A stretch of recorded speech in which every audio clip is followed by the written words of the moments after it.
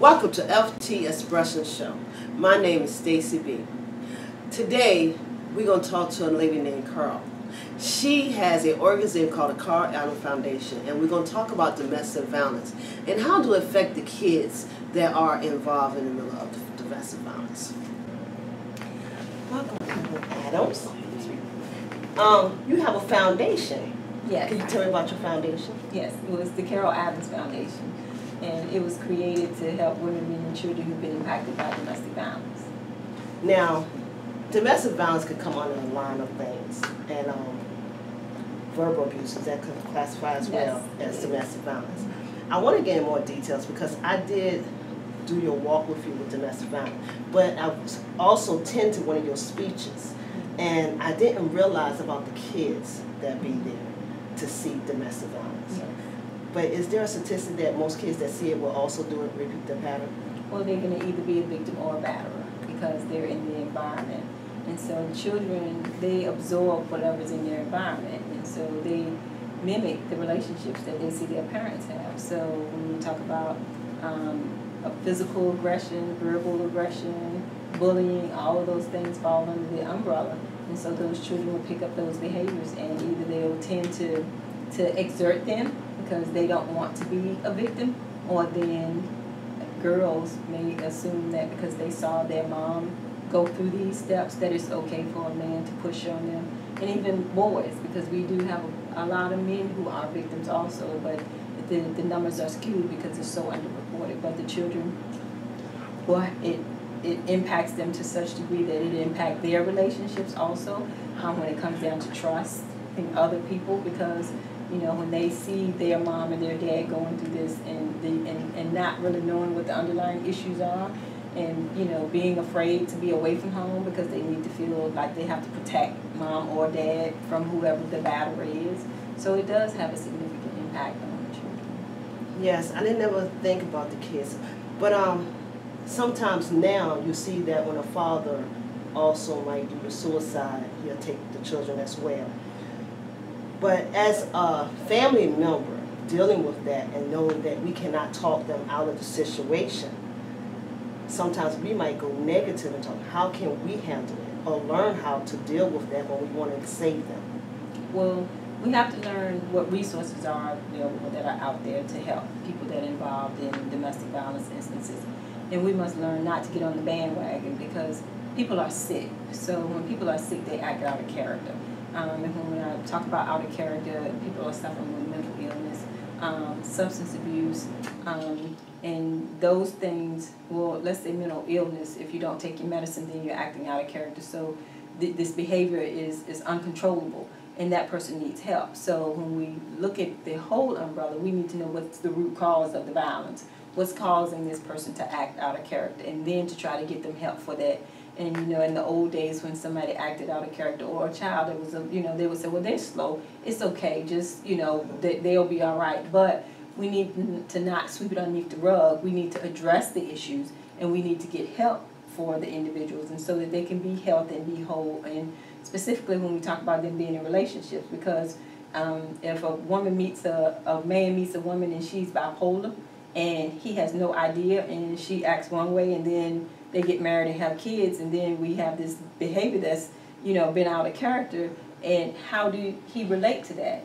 So we as people need to talk and communicate what their history is, what their background is, and in policing we have to go through a background investigation. So they go out and talk to everybody that has known you when you've grown up. That's the same thing with a relationship. You need to know what's going on with that individual so that you can be equipped and prepared to live with that person and the things that are going on in that person's life before you become one. And the old saying is, we all come with our own baggage. We all come with our own unresolved issues. Do you feel there's more mental illness out there doing domestic violence? Yeah, well, mental illness, not just with domestic violence, but mental illness is number one on the list when we talk about behaviors. We talk about, right now, they're putting kids on medicines at really, really early ages. And so we have chemically induced, and then we have just naturally induced mental disabilities. And when we talk about mental illness to varying degrees, where people need help, but they're having an internal battle with themselves, you know, what's right, what's wrong, and then they get medicine to try to balance it out. But the medicine causes other side effects also, so that creates additional battle going on in there.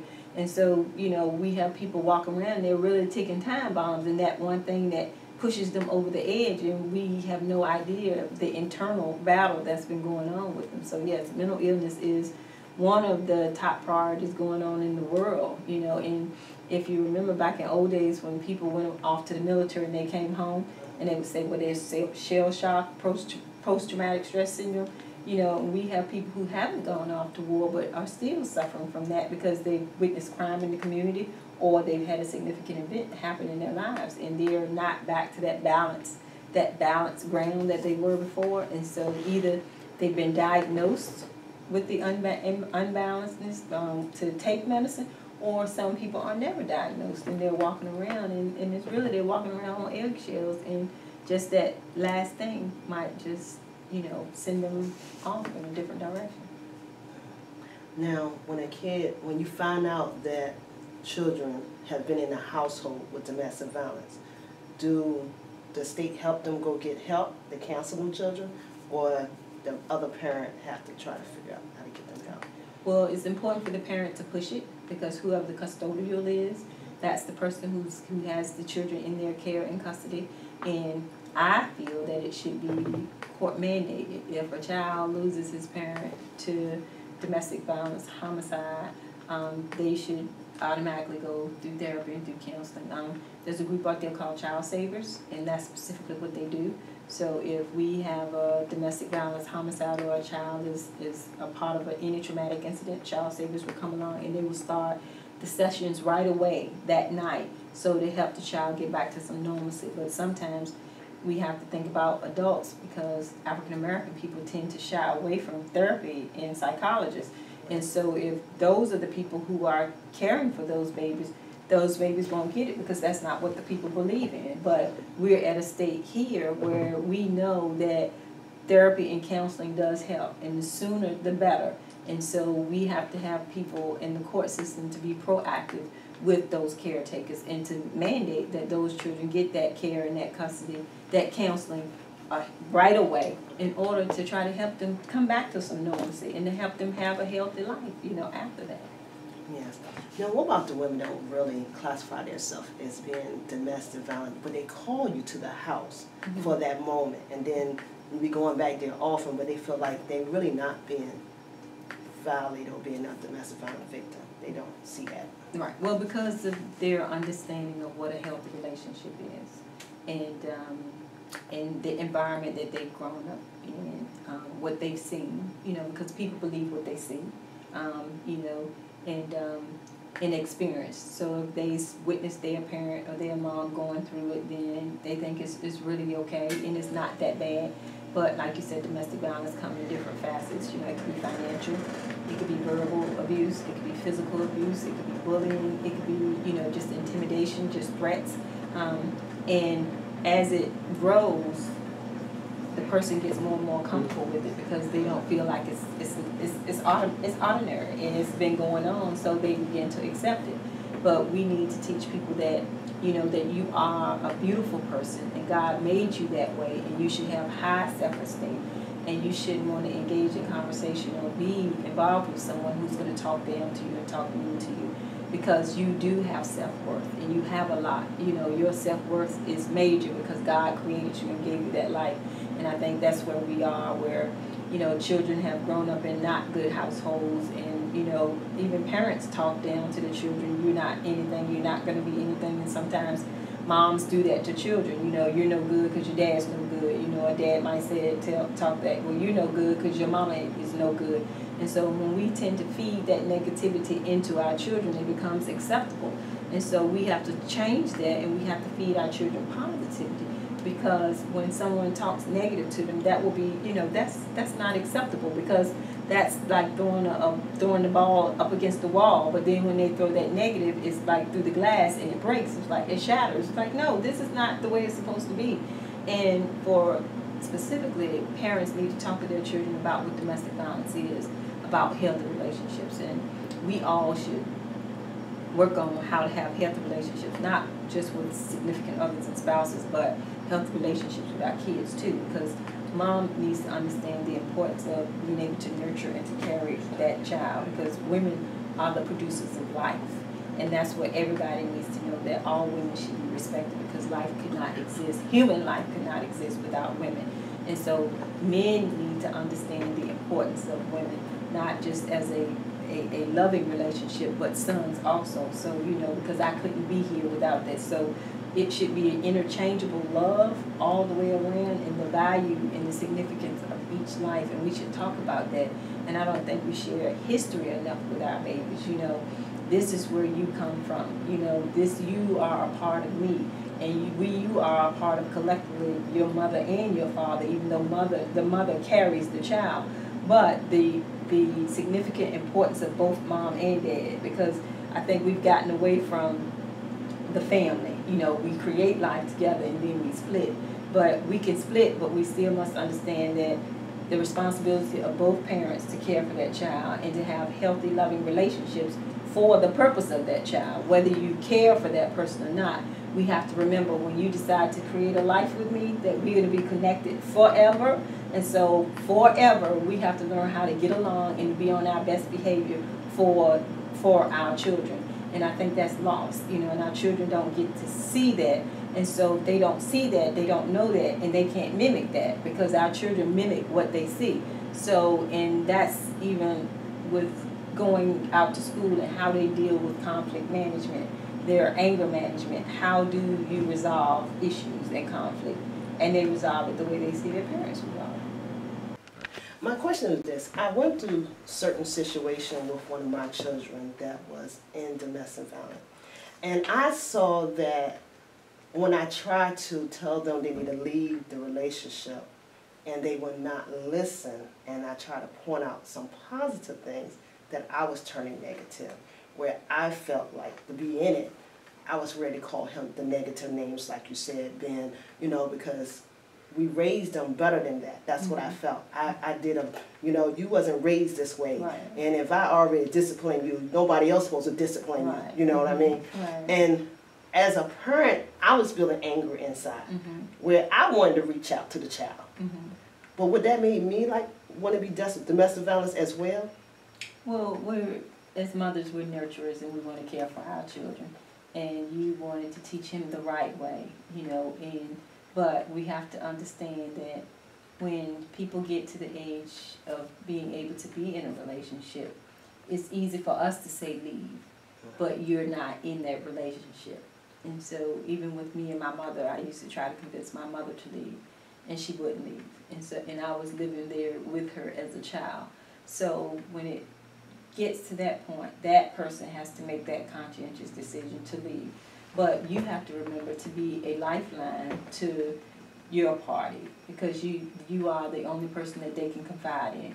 So no matter how bad it is, they always have you. And that's what we tend to do. We get frustrated at them, at the victim. But then we actually start treating the victim just like the batterer is treating the victim. So that isolates the victim even more, where they don't want to share with someone about exactly what's going on. So we have to remember that.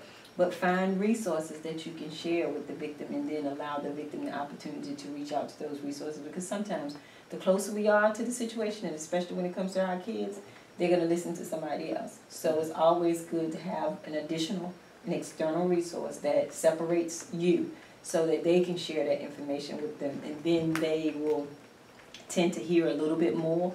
But we always want the best for our families or people that we know. But it's hard to say, it's hard to leave, because that person, more than often, when people decide to leave a domestically violent relationship, their chances of being murdered increases significantly if it's at that point. But that person has to get the courage, because you have to understand that they've been in a relationship where their self-esteem has been, taken away a little bit more every day. So they're not operating at ground level, not even here, but not at ground level. So that person, we have a lot of rebuilding to get that person to get to the courage enough to leave. And the batterer has complete control over that person's mind. And when somebody's steady, it's like a nail. If somebody's steady driving a nail and driving it in and driving it in, and the further it's in, that means that it takes just that much time to get it back, to get it out. You see what I'm saying? So that information, that knowledge, you have to reverse it, and it takes time. But it takes a continual pouring. But you have to be patient with the victim, because you're that lifeline. And so often we leave victims, we leave them lonely. We just give them and push them right back to the batterer, because we become aggressive. And at least they're comfortable with the aggression of the batterer to some degree. Right. And if you walk away and say we're not going to deal with it no more, we're still hurting them. Right. So you have to be that lifeline, because you may be the only person that they can share this conversation with. And so if they trust you, allow them to trust you. You know, you're going to continue to give them the resources. You're going to continue to say, well, you shouldn't be living like this, but you're not going to get frustrated with them. You know, you're going to continue to talk to them and to nurture them along, even though you'll get frustrated and you know it's not right. But you have to baby step them, because you have to understand where they are, that batterer has significant control over their mindset. Not them, but their mind controls their body. So that batterer has poured in there and poured it in there, so it's not going to change overnight. Okay. Now, far as, like you said, with that, you're helping them. But then when I start doing your walk and going out there and learning myself more about domestic violence, but you told me something.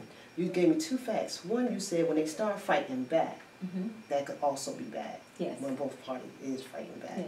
Why is that bad? Won't that tell the person stop hitting on me? They just can't run me? That's true. But then when you beat violence with violence, then you will have somebody losing their life.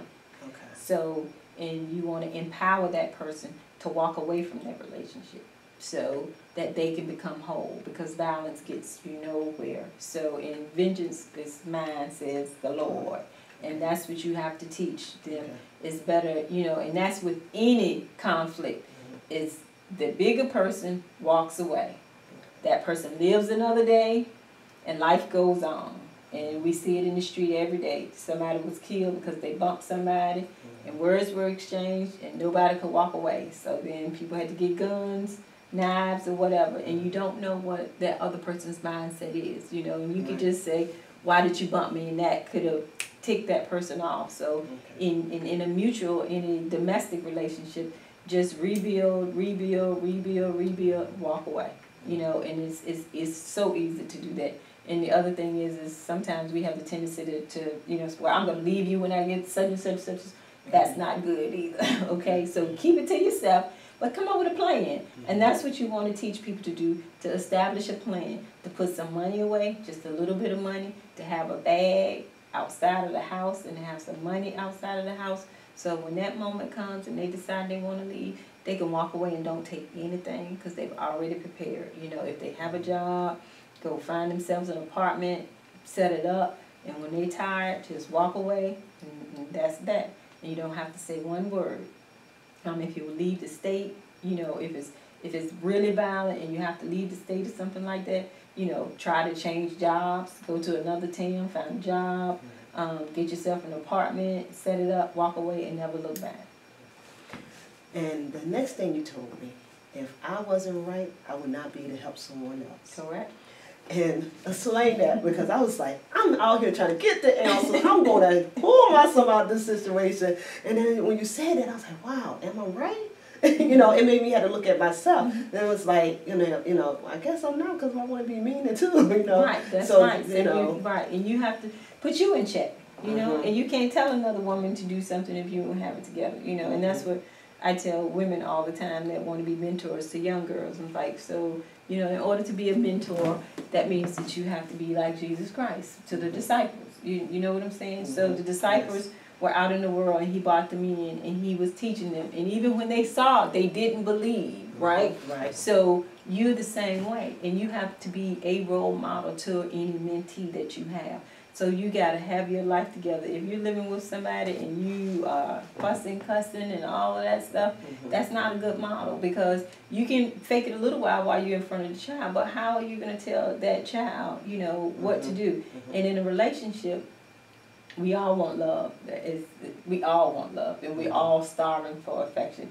And you know, and it's easy to end up in a relationship and you look up one day and you say, goodness gracious, I'm in a DV relationship here, you know, they controlled and this, and that. It's like, what, how did I get here? Yeah. But because we all human beings and we want love, but you have to learn how to put some controls in, because you teach people how to treat you and you have a list of acceptables. These are the things that I will accept, and then the unacceptables. And you have to stick true to that, you know, in a relationship. And we don't teach our children that to have a list of demands. You know, when they have a list of demands when they go shopping for clothes, so you should have a list of demands when it comes down to relationships. But you got to check you too, because you got to say, oh, am I ready? Because we're all looking for love, but am I ready for that man that's going to truly love me? Do I have myself in check? Do I have any unresolved issues? And I need to work on me first before I can go out and work on somebody else. And that takes time. That takes spending time alone. That takes journaling. I mean, and we are creatures of habit, and we harbor things, and we don't. We hold it back because we don't want people to know our dirty laundry, that we've gone through this and gone through that. But releasing and talking about it is actually freedom, and you know, and we don't want to hurt, but in order to heal you have to hurt, because you can't get a scab on a sore unless you got that sore first, that cut first. And so the healing is, the hurting helps create the healing, and you have to heal, because if you're not in a good position and you don't think good about men, you can't help another woman, because you're gonna man bash, you know. And so and it's not just women that bash, men bash too, but it's not just women that are victims, they're male victims too, because right now we have just as many women assaulting men as men assaulting women. And that's horrible when we talk about the kids, because we have kids living in these volatile households, and violence versus violence, that just means somebody's going to lose their life, or our kids are living in this combustive environment that's going to explode. And that's horrible, because when they go to school, they can't concentrate, they can't learn, because so much is going on at home, they can't even try to figure out a math problem. Forget that math problem. When I go home, you know, my mom gonna bust my dad upside the head, or my dad gonna bust my mom upside the head, you know, and I'm a little child. What do I do, and where do I go? So that's what I mean. You have to have you together. You can't be that mama that, you know, as soon as your husband, where you going, all that kind of stuff, or you want to get angry and fight back. You have to understand that God got it. He already decided it. What's gonna be, it's gonna be. Vengeance is His. We can't get it back. And the most important things women have to realize, well, people have to realize, is that when you're in a relationship with somebody, that means they already been raised, because they should be grown.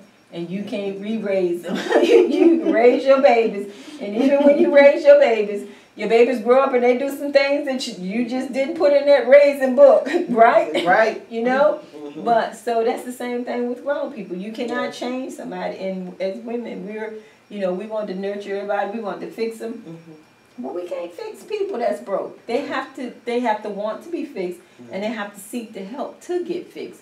And we have to let that be, because we can't, you know, and we will suffice, you know, when we first meet somebody, we're loving and all of this stuff, and we don't know all that baggage that's coming with them. And as women, we let the men tell us about the other woman, and then the other woman was so bad, and she just, and we fall for him. It's like, oh, wait a minute. You know, and I used to tell my ex, when he started to talk about his son's mom, I said, wait, there was something nice about her, because you have a child with her. So I'm really not the one to talk about her, because she's giving you the most precious gift that anybody could give you, and that's your child. So we're going to cut this conversation right here. You can have it with the boys, but you can't have it with me. Don't know the lady, never said anything but hi. But that's what we have to do as women, because we have to let people know what was is was. But you can't give me that story, right? And right now, you should be working on what's going on between me and you. If you're still in the past, because you've been hurt in the past, you're going to dwell on that, you're going to bring that to the relationship. So that's what I mean, you got to be right. And you can't, if you was hurt 10 men ago, this new man that's trying to love you, he don't stand a chance, because you haven't healed from the 10. And really, all of that you've lost along the way with the 10, it wasn't even about them. It was really about you and what you were feeling from that first hurt. And so that's what I mean when you have to have you together. You have to know what makes you tick. You have to forgive anyone that's hurt you. You have to forgive your parents if they've hurt you, or something went wrong in that raising category. You have to forgive so that you can be at peace and you can be free from all of that anxiety, all of those things that will cause you to have issues in a relationship. And you have to be able to talk about it. And, and you have to be able to talk to your partner about, who, what, when, and where. Let's let this be now. Like playing checkers. How you jump and I take it off the board, jump and take it off the board. So they over there. They're not in play no more. It's just me and you here. That's not in play. And we have to learn and be comfortable having those kinds of conversations, with grown people, Right. Yeah. That's deep, because like I was saying, that's when I realized, what my son was going through, I was not right, because of anger I was feeling, or the way I wanted to do. I was like, so, but it's like you said, it's a lot of family out here who do try to help, but they're not right. Right. And we will bring our negative into the relationship because we are one-sided, So actually, we should, like you said, just send them to the counselor. Right. Somebody that's neutral. And that's professional that can give them, because you can share with your son and share with your son, but he's witnessed your life, okay? So he has some background to go off. Your relationship, so he has some backgrounds to go off. Good, bad, or indifferent, but he still has that to sort of like be a part of his foundation. And sometimes our children will tell us when they get grown, well, you know what, you didn't do such and such, and they might not say it out loud, but it's still right there. So the key is to refer them to those professional services and to love them as your child and to be there and to be support as your child, for your child. So we, as family members that have someone that's going through it, we should also take counseling too. Yes, yeah, because it's, and it's called, what is it? Ooh. Vicarious trauma. When you are, it may not have happened to you, but when I share it with you, I'm vicariously transferring it over to you. Right. Remember the World Trade Centers as we watched those buildings fall? We were not there, but when we saw it, it had a significant impact on us, and that is the exact same way. So be a support system for your loved one. And then if it's impacting you, you really need to talk to someone also, because you have some unresolved issues that you need to address, and counseling is so awesome, to be able to go in and to talk to a perfect stranger about anything that you want to talk about. They don't know the other people, so you can just let it go. You can just tell them everything, and say, okay, can I come back next week? And you can go back and go back and go back, and you will be getting this off of your chest, and that person is a professional, so they're listening to you, and they might give you a little bit of advice, but they're there to help you be free, and Lord, just try it. It is just so, so awesome. Wow. Now, out here pushing to get the word out about domestic violence, a lot of people stay silent and don't want to tell you their story till something actually happened real bad. The awareness, how is it working, is to get the people to speak out. I met a couple of ladies when they found out that I was, walking and doing stuff, and they was like, I was in it for my marriage for 30 years, but I have not gone to no counseling, and they don't want nobody on the job to know what they've been through. So they still holding it and getting anxiety attacks, and still feeling like he's watching me, or still he there. Not saying that he's not, he might be, but they still feeling like he's keeping tabs, and they cannot be as free from the relationship as they was. How we get to reach them, to get them to go ahead and relax? Well, or can they not? Or is that story? No, the key is that, we should understand that God made us all individuals, and the most important and significant journey in this life is your journey into this world, and that's down the birth canal of your mother. Your mom is there, but she has no control whatsoever, and God took care of you and got you here. So we must understand that God continues to take care of us. And if you believe and trust in Him, He's going to take care of you. And you can't live in fear. And all of that still goes back to the battle of having significant control over them. Because even though they lived through it for 30 years, back in the old days, people got married to people that they didn't love, and they lived with them for the children's sake. And that's horrible, because one or two things happen, that they live with somebody that they didn't love, so their children don't know what a loving and affectionate relationship is all about because they never saw it.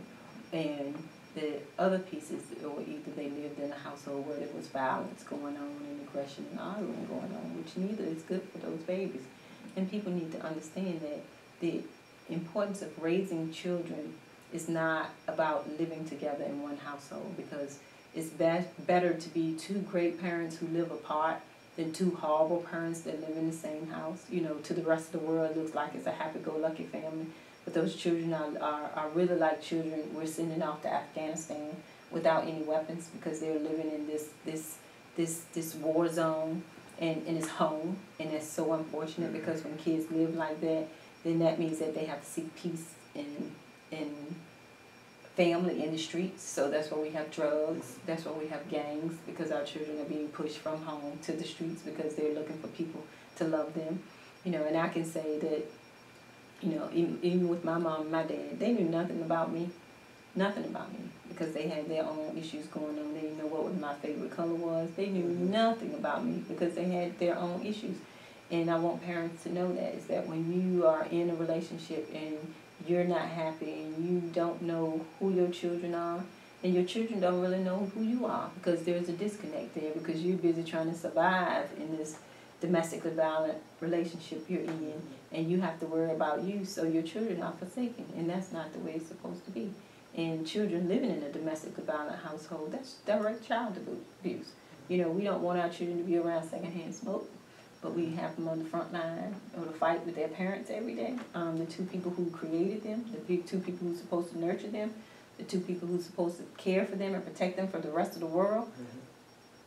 You know, that's they're simply, you know, lost. And if your mom and your dad's not caring about you and loving you and showing you this affection, then who? You know, then who?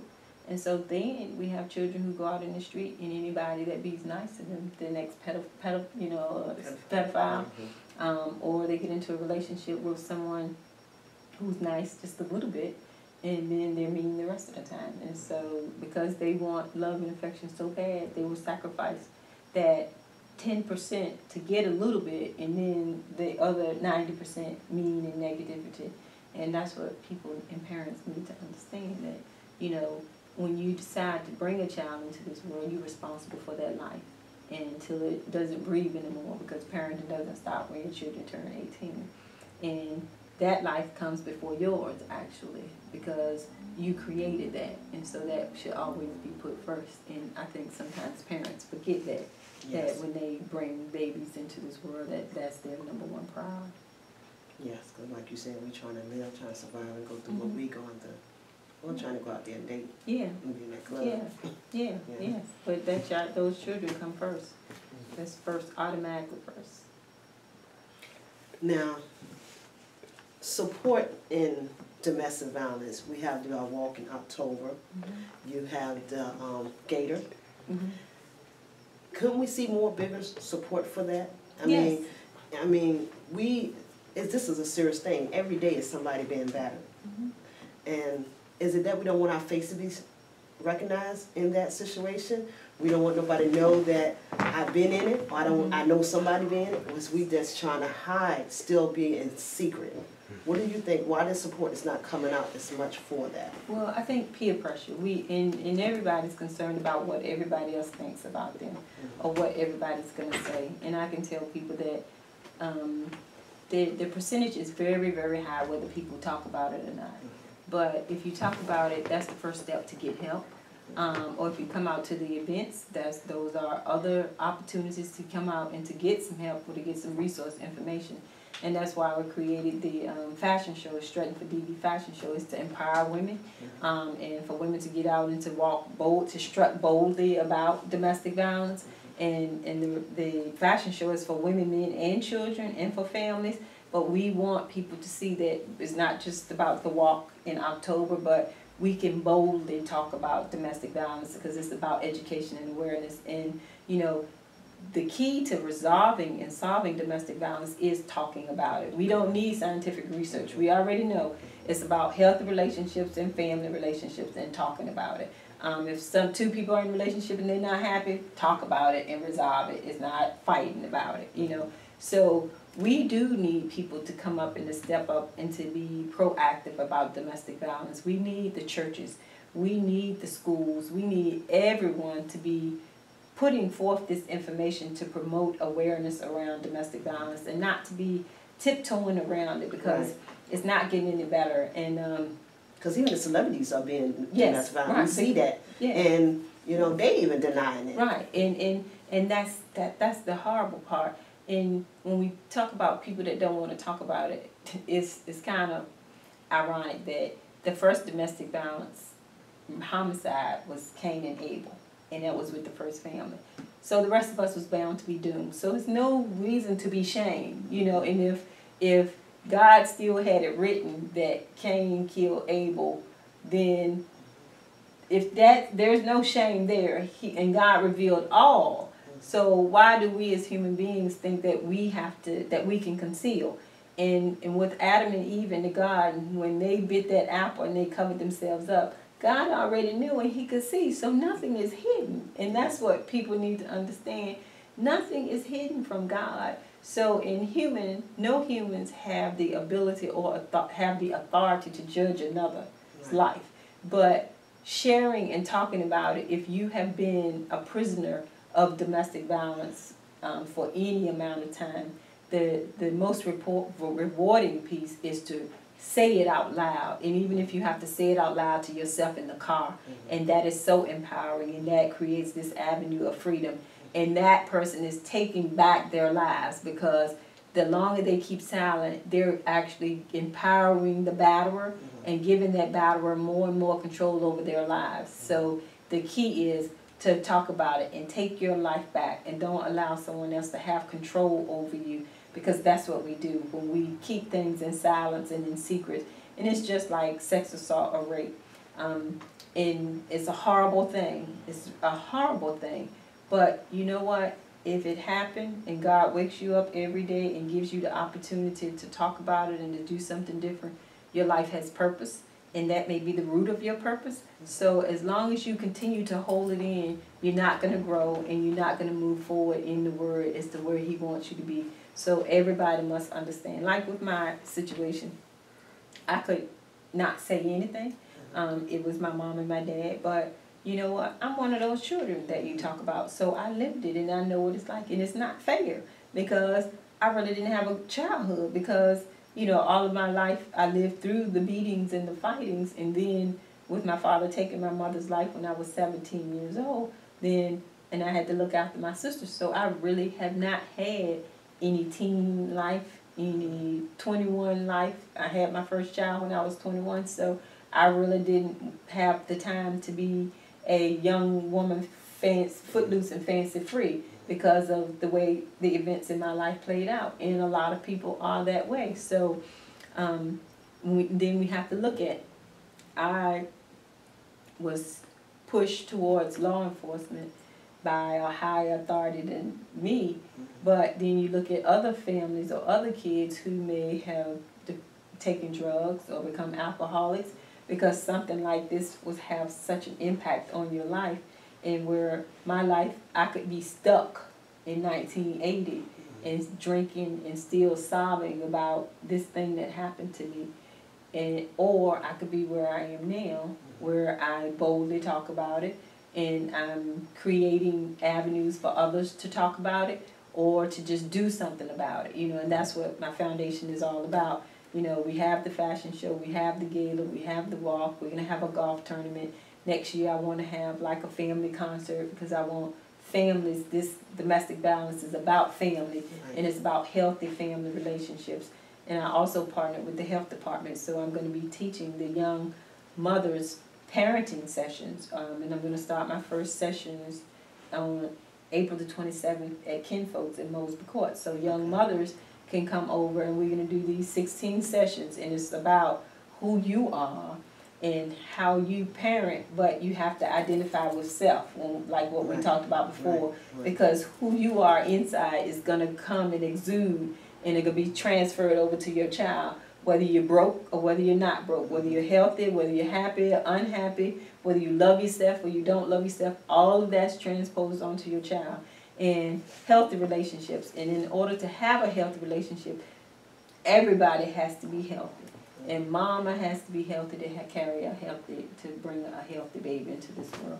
Mama has to be healthy to raise a healthy baby, because whatever's going on with mama is going to have a direct impact on babies. Now, I'm glad you told part of your story, and I heard that story, but you said your grandma told you don't hold no hard feelings towards him. And you said when he got out, you didn't hold none. No. Now that is powerful right there, because you know, like you said, we will hold that. You took my mama, so I will not like you ever again. But you did not, you let that go. Did you let that go after you had counseling? Was it just easy because your grandma told you to let go? Or how did you make that step in forgiving? Okay. Well, you know, whatever grandma says, that's what goes, right? But she didn't just tell us, but my mother was her child, was her baby child, and my father was still welcomed at her house. So she didn't just tell us, she showed us what and how to act, you know, and it wasn't, and I can't say that I was in love with him and I was crazy about him, but I had to respect him because the Bible says, honor thy mother and thy father. And actually, his issue was with me because he didn't think I was his child. So I grew up hearing that all of my life, that I wasn't, and that's what his issue was with her. But still, you know, my grandmother lived to be, no, well, that wasn't, back in the 1980s, none of that was going on. So, but my grandmother lived to be 100 years old in 2014. On December the 5th, she turned 100 years old, and she lived to 105 days. And whatever she told us, that's what we lived by. And that was the best advice, because she said if we let him hate, if we allowed the hatred to build up in us, then it would redirect our paths. And if we harbored that. And so, like I said, not just telling us, but showing us. And now, me and my father wasn't the best of friends, but he was my father, and I respected him. The father that I knew, and I respected him. He developed cancer and took care of him and was right there with him when he took his last breath. So, you know, that was really rewarding, because when he took his last breath, there was never any time to say, did I do everything that I was supposed to do, or that we were supposed to do, me and my sister and I. And that was really significant. And I didn't get counseling until after he passed. Okay. So, because, you know, we all, you want to know, are you okay, or are we normal? But there's no such thing as normal. You know, who defines what's normal? You know, but to be balanced and to be grounded, you know, and that kind of thing. And so, and that's why I went to the counseling, because I wanted to, you know, check on me, you know, and to be able to go in there and to talk and to say anything I wanted to say. It was really, really fun for a while. But, you know, in talking to a stranger who don't know you, you know, and when you say something that's out of kilter, you know, if they look at you, you know, but none of that, you know, and to say, well, you know, those are normal and natural feelings, you know, especially with what you've gone through in the story that we have here. So that was the rewarding part. But just being able to do that and to never have to look back, you know, and that was the key. I couldn't undo what had been done, but that was out of my control. But what was in my control, I was diligent to do the right thing, because in life we always have two options, but there's only one choice, and one choice is the right way, and that was what would be what God says to do, you know, and by doing that, you know, I'm healthy, I'm happy, I have wonderful kids, and there's, you know, no ifs, ands, or buts, or second guessing how I should have did what, or did I do enough of this or not enough of that, when it came down to them, and we did everything. And I think that was so beautiful, because, you know, a lot, like you said, out here, when you do something, we hold it. And we go into church to try to learn how to let go, but you actually did let go. So that was beautiful. My last question for you is, as you're doing the walk in the Gator, the people that have not getting counseling, but need to, what word we have for that? I mean, what can we say to the people that are sitting there that don't feel that they are really serious enough. When we say domestic violence, like you said, it's verbal and all that, but you might got beat, but she might felt like she just got words to her. So mine's not as serious to tell my story. I got to keep it quiet because I'm not going through what she went through. You know how they compare themselves because they feel like she really did been domestic violence. I was just getting, he was just telling me, you know, telling me I'm ugly, I won't be nothing, nobody else gonna want me. So I have not have the scars that you have. But I do know, even though you got physical scars, the emotional scars can hurt just as bad. Oh, yeah. But sometimes they not gonna put their self there, feel that. They feel like they downsize it. They're hurt. Well, yeah, well people try to minimize and compare it to others. Right. But hurt and pain is pain. And words are worse than actual licks sometimes because those words pierce your heart and your mind and you hear them. And there's no minimizing abuse, whether it's verbal or physical. And when you minimize it, you minimize your value. And when you compare someone else to you, then you're minimizing your worth to you. And so the key is to understand your value and your worth. And if you, it's like going for, if you're selling a car, if your car is worth, it's valued, it's valued at $200,000 and you're going to sell it to me for just $50,000, you've devalued 150 grand, bless you. You devalued yourself, right? So, but only you can put value on your worth in your life. And only you can teach someone else how to treat you. Because when you accept it, then they think that it's okay. So you teach people how to treat you. And when you start to accept things from one person, you will accept it from another. And like you said, we will minimize it. Right. And it's something as simple as, let's say, you know how some people will say, well, I'll holler at you later. Like, no, that's not acceptable to me. You can't holler at me. You know what I'm saying? You can call me later, but when you tell somebody that the first time, they'll use total different language the next time.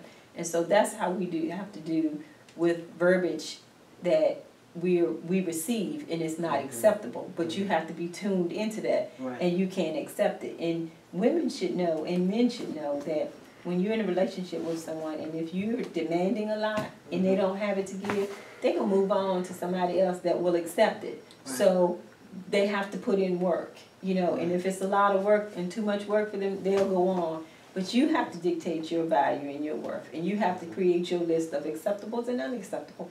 Either it is or it's not.